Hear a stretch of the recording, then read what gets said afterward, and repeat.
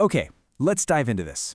Welcome back to another explainer. We're always taking a magnifying glass to stories, data, and research to uncover what really makes them tick. Well, today, we're looking at an absolute classic, the lion, the mouse, and the sleepy bear. But look, we aren't just going to read this like a sleepy bedtime story. No way. We're going to tear it apart and see how it actually reveals a whole lot about our hidden blind spots and really, everyday power dynamics. So think about this for a second. How exactly do you solve a problem that is literally 1,000 times your size? Because that's the central conflict we're dealing with right here. We've got this sleep-deprived, incredibly little mouse who desperately, and I mean desperately, needs to wake up a massive, giant bear. And this isn't just taking a quick nap. This bear has been hibernating for months and is actively snoring his way right through the start of summer. It's the ultimate David and Goliath situation, right? But instead of a slingshot, our little protagonist just really needs a giant alarm clock. And to put the sheer desperation of this mouse into perspective for you, 0. Yep, 0. That is the exact number of hours of sleep our poor, exhausted mouse managed to get all winter long. The bear lives right next door in a neighboring cave, and his snoring is so incredibly loud that it's literally kept the mouse awake for months on end. I mean, imagine the psychological toll that takes. Our protagonist is running on 0 sleep, just wandering the forest, completely desperate for any solution to this wildly noisy neighbor. Now, you gotta hand it to the mouse, he's a proactive problem solver. He doesn't just sit around and complain, he takes action. His very first attempt is what we'll call the bugle strategy. He marches right up to the slumbering giant with a bugle and just blows into it as vigorously as he can right next to the bear's ear, yelling that summer is here, but yeah, this strategy completely fails. The big bear just keeps on sleeping, totally unbothered by this tiny little instrument. The mouse quickly realizes, okay, his own tools, they simply aren't big enough for this job. So he's wandering around, sad, utterly sleepless, and he gets a pretty radical suggestion from his animal friends. Outsource the job to the lion. And the irony here is absolutely brilliant. Just picture it. On one hand, you have our helpless, totally exhausted, tiny protagonist. And on the other, the mighty lion, the fearsome king of the forest. The animals point out that the lion's roar is so incredibly loud.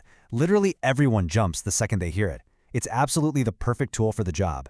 The only catch, it requires the absolute smallest, weakest creature in the forest to bravely walk right up to the most terrifying predator. Let's move to and see how this builds. The execution of this plan is just pure tension. First up, the mouse approaches the sleeping lion's cave with this intense, trembling hesitation. Honestly, he's so terrified just looking at the mighty beast that he actually decides to completely give up and go home. But then, step 2 happens, an accidental branch snap. Crack! The noise echoes out and, step 3, the big cat wakes up.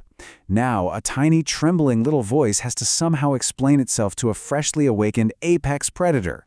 The mouse politely explains his whole predicament, pointing out that his own voice is just too small. But, just one single roar from the lion could wake the neighbor and fix everything. So the crucial point is the lion's response. It just drips with arrogance. He tells the mouse he isn't even big enough to be considered snack size. And then he drops this absolutely crushing line. I don't have time to spend for a tiny little useless mouse like you. Boom. He completely dismisses this incredibly simple request for help based entirely on the mouse's physical size and just walks right off. Well, as they say, pride comes before the fall. Suddenly, the whole thing flips into this heavy dose of physical comedy that instantly humbles our king. The arrogant lion retreats to this hidden corner where no one can see him, leans up against a tree, and just starts to itch like crazy. I mean, he is really suffering. He obviously doesn't want anyone to see him like this because, hey, he's the mighty king. But he's scratching nonstop, looking completely silly, utterly uncomfortable, and honestly, for the very first time, highly vulnerable. And that brings us to the turning point. It's actually a really perfect example of symbiosis, a mutually beneficial relationship between totally different entities. So our little mouse is walking home, feeling super sad, when he hears this wheezing coming from the deep forest. He investigates and finds the lion just scratching himself silly. Now, even though the lion is still being rude, trying to hide it, telling the mouse to get lost, the mouse looks a little closer. He spots a bunch of tiny fleas just jumping around in the thick fur. And without missing a beat, he bravely jumps right onto the lion to help him out.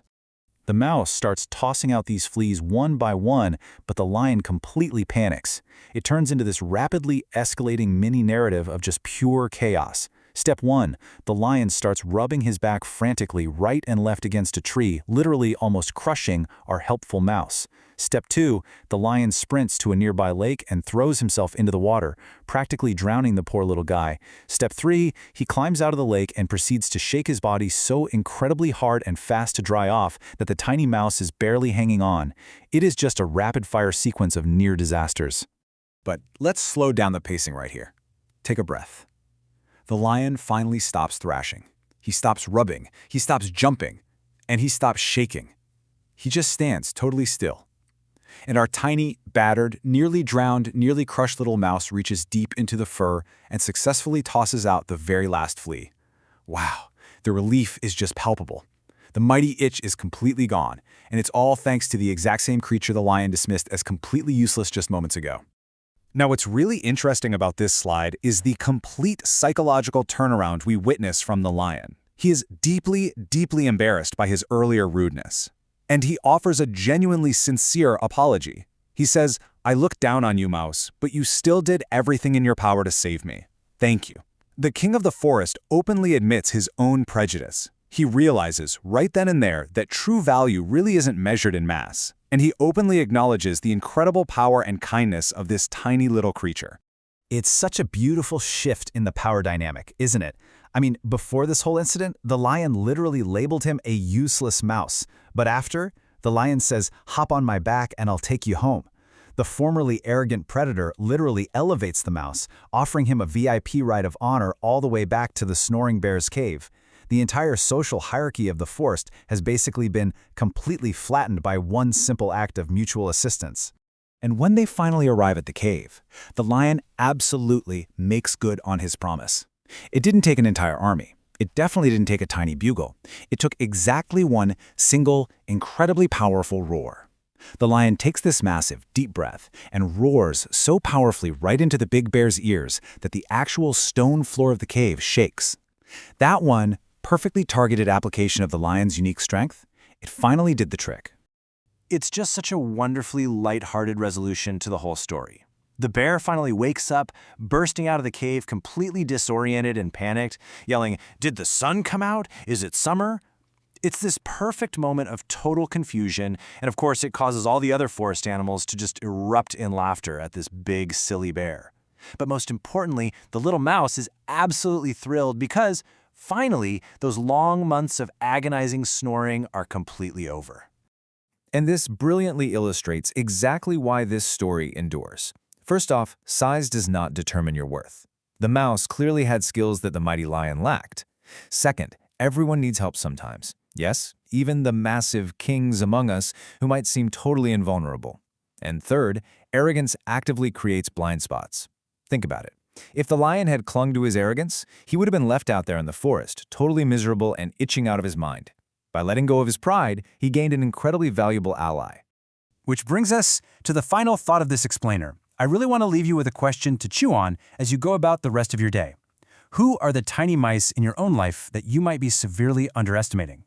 Where are you letting your own prejudice, or maybe just surface-level judgments, prevent you from seeing the immense value and capabilities of the people right around you? Keep your eyes open, ditch the arrogance, and just remember that sometimes the absolute smallest voices have the power to wake up the biggest bears. Thanks so much for joining me on this explainer, and I'll catch you next time.